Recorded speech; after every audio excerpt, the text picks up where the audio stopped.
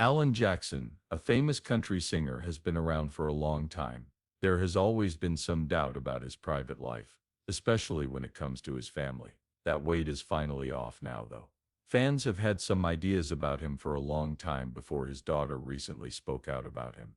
It's not really a surprise, since Jackson's songs and importance in the business have won him a lot of fans. Fans are very interested in his family life, especially what his daughter thinks about having such a popular dad, even though he has kept his personal life pretty quiet. Let's look into these new facts and see how they help us understand Alan Jackson's life and work better. Alan Jackson didn't just become famous in country music because he's very good at it. He also worked hard, took risks, and seized important opportunities. His life story shows what it means to be a legend. He grew up in a small town in Georgia and became a country music star. But things didn't always go well. Things got hard for him along the way. His wife Denise always stood by him and helped him through a big turning point. We might not even know who Alan Jackson is today if she hadn't made those brave decisions. Alan Jackson grew up in Noonan, Georgia. He is the youngest of 5 children, and his sisters are all older than him. He is a lot of what he is today because of his parents, Joseph and Ruth. He was very influenced by his mom, who was known as Mama Ruth. Alan's family comes from England, which is a cool fact about his past. In his childhood, he lived in a simple house that went around his grandfather's old tool shed. This was a very important place to him. His mom died on January 7, 2017, which was very sad. Denise, his wife, always thought he was talented. When Alan first started making music, it was church music in 1983. But he changed direction after getting ideas from artists like Hank Williams Jr., Gene Watson, and John Anderson. He played in a band called Dixie Steel while he was at Elm Street Elementary and Noonan High School. This made him love music even more. Alan and Denise moved to Nashville, Tennessee when he was 27 years old. He was ready to follow his singing dreams. Leaving the safest place in Georgia to try to make it in the music business in Nashville, where competition is fierce, was a brave move. Alan's way ahead wasn't clear, but they were willing to take a chance on it. Alan worked a lot of different jobs in Nashville to pay his bills, but getting into the business was very hard. There were many eager country hopefuls in the city, all of them trying to make it big. Alan had a hard time getting noticed, even though he was clearly talented. His mind was always on when or if his chance would finally come, so he kept writing songs and playing whenever he could. But when Denise, a flight attendant, ran into country music star Glenn Campbell on a flight, it changed everything. She told him about her husband Alan's dream because she felt brave, and Campbell gave her the number of his boss. For Alan, this link opened up a lot of new doors in the music business. Denise didn't let the chance pass her by. She jumped and went up to Campbell. Her story about Alan's music and how he was following his dream in the country scene was told to him. Campbell gave her his manager's card and told her to get in touch because he was moved by her guts and Alan's story. It was a chance that most artists-to-be could only dream of. Alan put together a test tape and sent it to Campbell's boss based on what he told him. Because of that one meeting, Alan got a music deal with Glenn Campbell's publishing company. This was the start of a great career. Fast forward to 1989. Alan Jackson was the first singer signed to the new Arista Nashville label. He had worked hard for years and had become dedicated. He finally got the break he'd been waiting for, and his first song, Blue-Blooded Woman, came out the next year. He had a huge hit with his second song, Here in the Real World. It was one of the top 3 country songs of all time. I'd Love You All Over Again was on his first record, which was also called Here in the Real World. It was his first #1 hit. Fans also really liked Wanted and Chasin' That Neon Rainbow from that record. Alan's job really took off after that. Don't Rock the Jukebox and A Lot About Livin' and A Little About Love. His next 2 records made him a bigger name in country music. Some of his songs like Love's Got a Hold on You, Chattahoochee, and Midnight in Montgomery became hits. Midnight in Montgomery was written as an ode to Hank Williams. Alan was known for helping to bring new life to country music, along with big names like Clint Black, Vince Gill, Travis Tritt, Garth Brooks, and Randy Travis. By 1994, his record Who I Am had sold 10 million copies. He had a big hit with Where Were You When the World Stopped Turning after the September 11th strikes. It gave him his first Grammy for Best Country Song and 4 Country Music Awards, which tied Johnny Cash for the most ever. Many of Alan's songs have a personal feel to them because they are influenced by his mom, Mama Ruth. It was a gift for her that he made his first religious record, Precious Memories. He finally chose to let everyone read it in 2006, and it did so well that it led to Precious Memories Volume 2 coming out in 2011. Yet another song, Home, is about his parents' love story and the house in Noonan, Georgia where they lived. It was built right where his old tool shed was. Alan and Denise Jackson have been married for almost 50 years, making their relationship one of the longest in the music business. In 1976, Denise, who was 16 at the time, met Alan, who was 18. They fell in love. It all began in Noonan, Georgia. They went out together in high school and got married in 1979. When his first record, Here in the Real World, came out in February 1990, their oldest daughter, Maddie Denise, was born on June 19, 1990. The next child was Alexandra Jane Ali, born on March 23, 1993. The last child was Danny Grace, born on August 28, 1997. As Jackson's work went well, he built his family a huge plantation-style home that was based on Tara from Gone with the Wind. From the outside, it looked like they were living in a fairy tale. They had no idea Alan would become a country music star. At that point, Alan wasn't a well-known name. Of course, fame came with problems, and their marriage had some rough spots. Jackson's job was putting a lot of stress on his marriage, so Alan and Denise Jackson split up for a few months in 1997 before going to marriage therapy to work out their problems and getting back together. One of his most famous songs, Remember When, was inspired by the time they spent apart.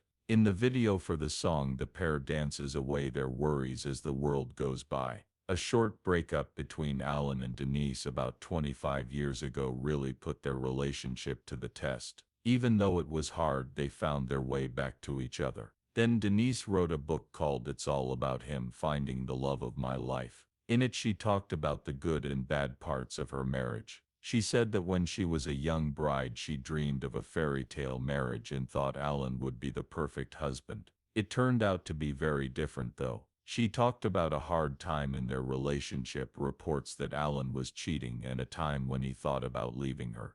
Denise was heartbroken, but she didn't fight to save their marriage. Instead, she put her faith in God and gave it all to Him. At one point, she was very sad and praying, "I can't handle this anymore," as she drove home in tears. "I give you everything." Everything changed when she changed the way she thought. Denise felt calm when she didn't try to fix her marriage and instead focused on her own growth. She and Alan made up in the end, and their relationship is stronger than ever. In 2010, Denise got terrible news just as her life seemed to be getting better. She had cancer of the colon. She was in Florida with Alan for their anniversary when she got the news. The upsetting news came from a surprise call from her doctor. Alan couldn't believe it. Denise had always been in good health. They cut their trip short right away and went back to Nashville, where Denise started treatment. For a few months she had chemotherapy and radiation treatment. Alan stood by her side and learned what it meant to love and support your mate through good times and bad. Denise was told she no longer had cancer after 2 months of intense treatment. People magazine later asked her about it, and she said that she never thought she'd beat cancer, but it changed her view on life. Alan turned his feelings into music during this hard time and wrote the song When I Saw You Leaving. The song, which was on his 2012 record 30 Miles West, became one of his most moving pieces. He told the Today Show in 2021 that he has Charcot-Marie Tooth disease, or CMT. When his friends heard this, they were shocked and worried. Alan said that he found out about his illness a few years ago, but he is only now telling his friends. He said the illness makes it hard for him to walk and gives him other issues. About 2 people have a group of diseases called CMT. 6 million people around the world, which means it's pretty common. It hurts the nerves that make muscles move. CMT is not a disease that kills, but it can be hard to live with.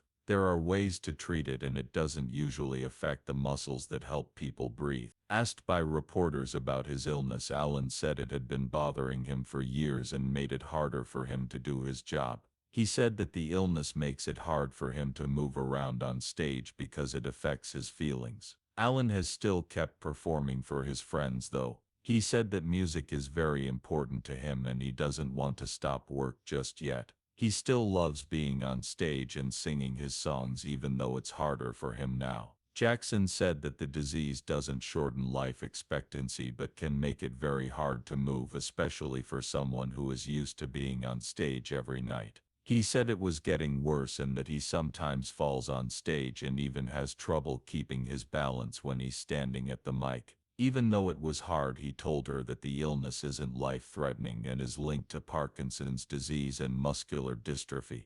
The Chattahoochee singer said, "I've been reluctant to talk about this in public and with my fans." He then went on to describe his fight with the disorder, which also affected his grandma and sister. "It's known as CMT. It's funny, but CMT was a big part of my job." Alan talked about some health problems he was having and then announced the Last Call tour. He made it clear that he wasn't calling it a goodbye tour. He also shows love for his fellow artists. In October 2022, he performed at a tribute event for Loretta Lynn at the Grand Ole. After a month at the CMA Awards, he won the Willie Nelson Lifetime Achievement Award. During his speech, he told Denise how much he appreciated her always being by his side. They began their journey when they were teens, and she has been by his side through all of life's ups and downs for over 40 years. He knew she would always be there for him when things got tough, and he appreciated her constant support. He also treasured the happy times they had together.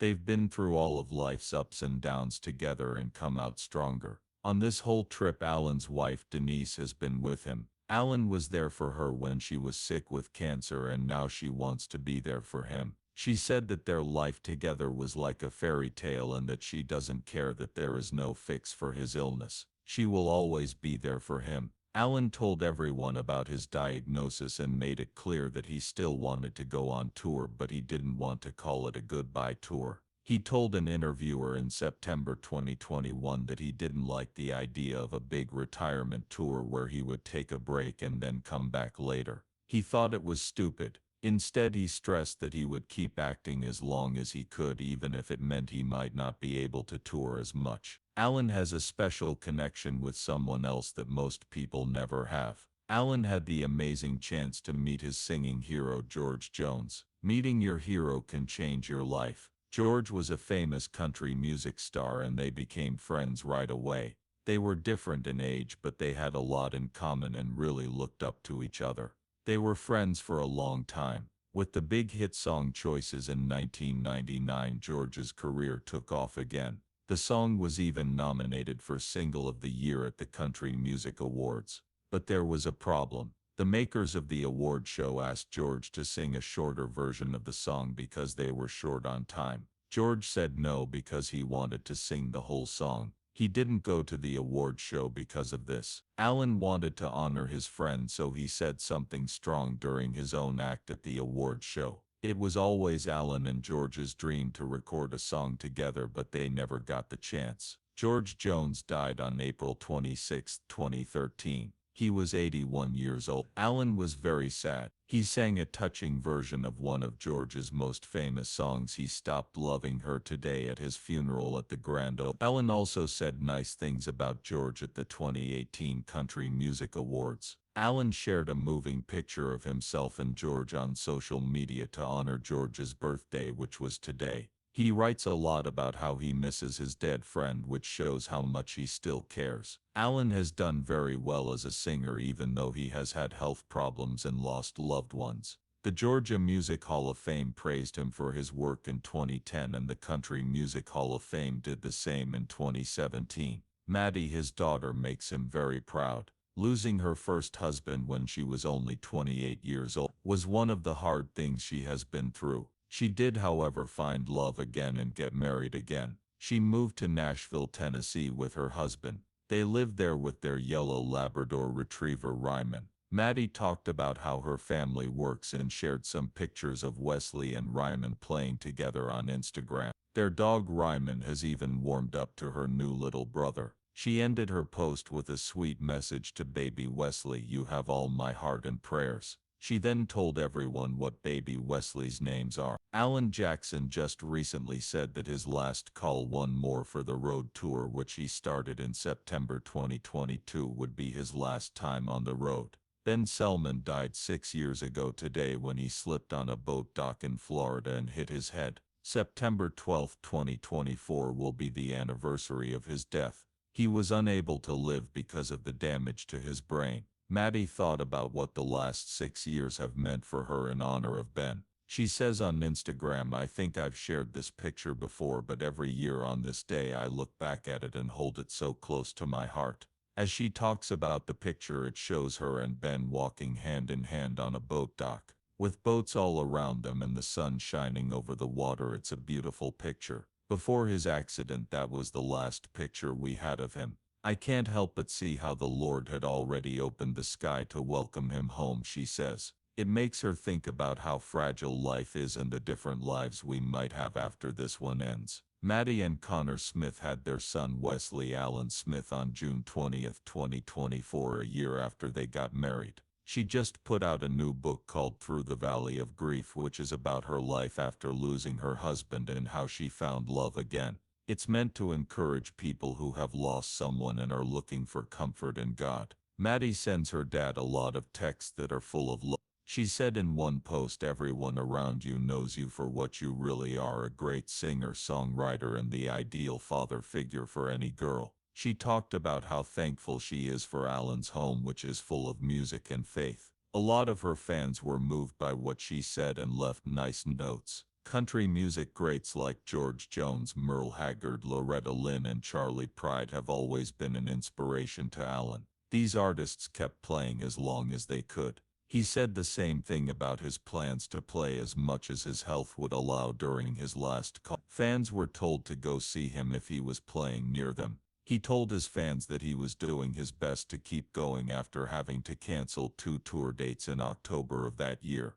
He was upset about the delays and stressed that he had done everything he could to make the shows happen. Alan is starting a new part of his life after more than 30 years on the road. His girls are grown up and he has a growing family with a baby and another one on the way. He loves having more time at home, but when he's on stage for his last call tour, he knows he has to give people the best show possible because they always come ready to have a good time. Alan Jackson's story shows how strong people can be. He has had a lot of problems at home and at work, but his love for music and his family has never wavered. His story tells us that even famous people have hard times, but they keep inspiring others.